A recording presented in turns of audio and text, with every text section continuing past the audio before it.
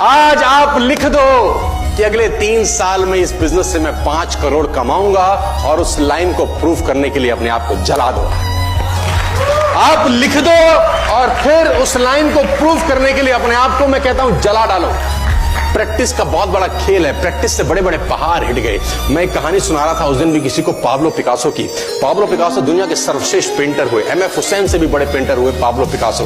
Pablo Picasso New York में एक street में घूम रहे थे तो एक लेडी उनसे टकराई। उस लेडी ने पहचान लिया, यू आर पाब्लो पिकासो, मैंने आपको पहचान लिया। भागी भागी गई, एक पेपर लेके आई और पाब्लो के हाथ में दिया। सर, आप एक बहुत बड़े पेंटर हैं, can you draw something for me? क्या तुम मेरे लिए कुछ स्केच ड्रॉ कर सकते हो? उसने एक पेपर लिया, एक पेंसिल लिया और कुछ स्केच ड्रॉ किया उस लेडी के हाथ में। 30 सेकंड में पलट के दिया। उसने बोला, lady, this is for you, this is a painting worth 50 lakh rupees. This painting cost 50 lakh rupees.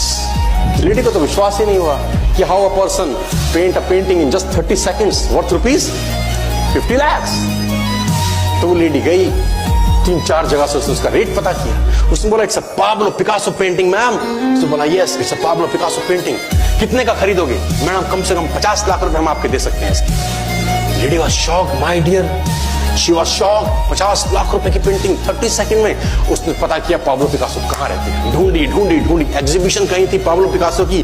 ढूंढते ढूंढते पाब्लो पिकासो के पास पहुंची। सर, आपने मुझे पहचाना, मैं वही लेडी हूं, मैं आपको मिली थी, आपने मेरे लिए एक पेंटिंग ड्रॉ करी थी 30 सेकंड में 50 लाख रुपए की। 50 लाख की है सर? उसने बोला, यस आई नो, मैंने बनाई है। उसने बोला, सर मैं सीखना चाहती हूं 30 सेकंड में 50 लाख की पेंटिंग कैसे बनाई जाए।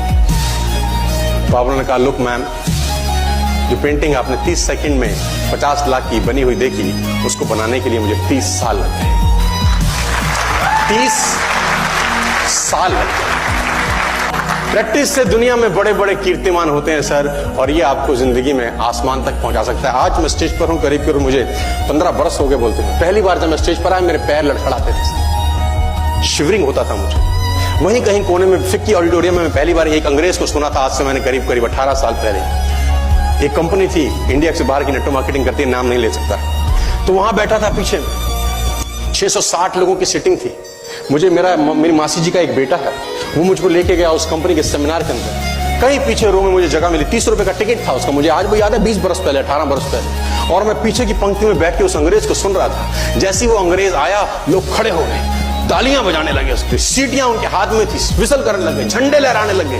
मैं वहां बैठा सोच रहा था कि सोनू शर्मा, तेरी जिंदगी में कभी ऐसा हो सकता है? तू तो स्टेज पे जाएगा, तेरे तो पैर कांपते हैं। मैं शाही आदमी था, बोला नहीं जाता था, बात नहीं करी जाती थी, लेकिन प्रैक्टिस